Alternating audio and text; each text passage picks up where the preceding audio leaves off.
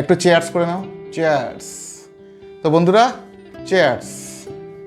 না গোলাপ ফুল ম্যাটার করে ভালোবাসার ক্ষেত্রে, না এরকম অ্যারেঞ্জমেন্ট ম্যাটার করে ভালোবাসার ক্ষেত্রে। এগুলো হচ্ছে কি বলবো, আমাদের একটা কালচারের মধ্যে ঢুকে গেছে, মানে ফসই আমার কাছে এগুলো।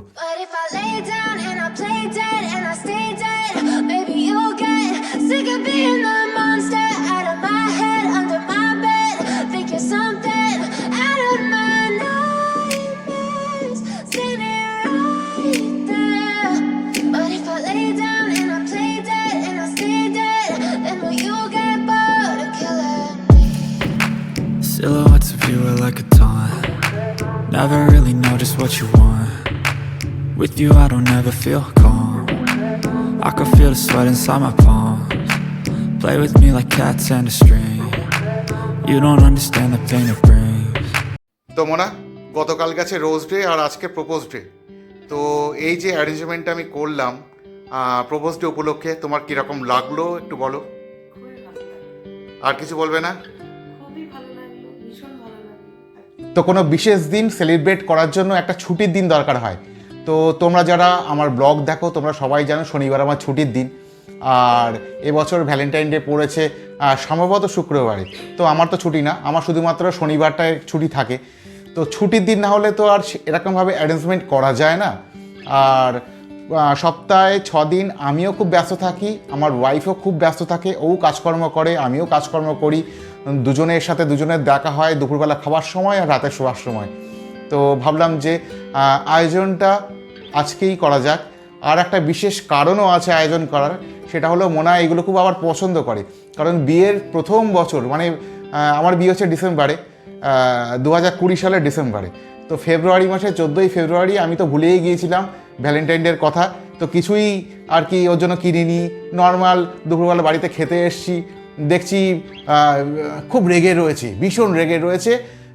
একটা ব্যাগ থেকে একটা কৌটো আমার দিকে ছুঁড়ে ফেলে দিল, তার মধ্যে একটা ফার্স্ট ট্র্যাকের চশমা ছিল, ও আমার জন্য কিনেছিল। তা আমি হঠাৎ করে ভাবলাম তাই তো, তা ভ্যালেন্টাইন ডে বলে কথা, আমারও তো কিছু দেওয়ার দরকার। এই পেছনে দেখতে পাচ্ছ এই যে আমার এই যে টুবলু গুবলু, এই যে টেডি বিয়ারটা, এটা সেই দিন কিনেছিলাম, আমার বিয়ের 2-3 মাস পরেই ভ্যালেন্টাইন ছিল।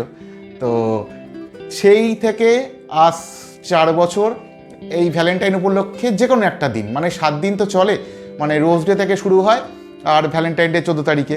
তো এই 7 দিনের মধ্যে যেদিন আমার ছুটি থাকে তো একটু আয়োজন করি, মোনাও খুব খুশি হয়।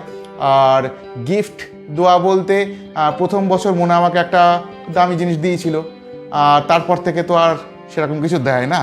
তো দেখা যাক এবছর কি দেয়। 14ই ফেব্রুয়ারি সেরকম হয়তো আয়োজন করতে পারবো না, এরকমভাবে সেলিব্রেট করতে পারবো না, কারণ ছুটি দিন ছাড়া এটা সম্ভবই না, তোমরা সকলেই বোঝো যারা কাজকর্ম করো। আর আমার তরফ থেকে মোনার জন্য কি থাকবে দেখা যাক, আগে মোনার গিফটটা নেবো এই বছর, তারপরে আমি চিন্তা করবো আমি কি দেবো। তো এই ব্লগটা খুব বেশি সময় লম্বা করছি না, আশা করি তোমরা সকলে খুব ভালোভাবে এনজয় করছো। আর এই 7টা দিন দেখো, ভালোবাসা এমন একটা জিনিস, মানে প্রাণের ভালোবাসা যাকে বলে, এমন একটা জিনিস, এর সাথে এরকম আনুষ্ঠানিকতা কোনো ম্যাটার করে না। না গোলাপ ফুল ম্যাটার করে ভালোবাসার ক্ষেত্রে, না এরকম অ্যারেঞ্জমেন্ট ম্যাটার করে ভালোবাসার ক্ষেত্রে।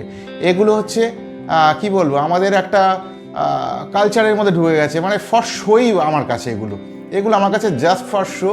কিন্তু কি, আমরা সমাজের মানুষ, সমাজের সাথে চলতে হয়, সমাজের সাথে তাল মিলিয়ে চলতে হয়, যার জন্য অ্যারেঞ্জমেন্ট।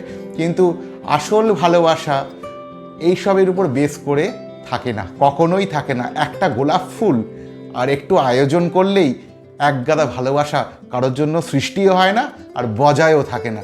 আশা করি তোমরা ভালোই বুঝতে পারছো, আর আশা করি এতে সবাই একমত হবে, যারা অভিজ্ঞ তারা তো অবশ্যই একমত হবে। তো ব্লগটার খুব বেশি সময় লম্বা করছি না, ছোট্ট একটা ব্লগ এখানেই শেষ করব। আর তার আগে মোনার সাথে একটুখানি চেয়ার্সটা না করে নিলে তো হয় না, একটু চেয়ার্স করে নাও, চেয়ার্স। তো বন্ধুরা, চেয়ার্স।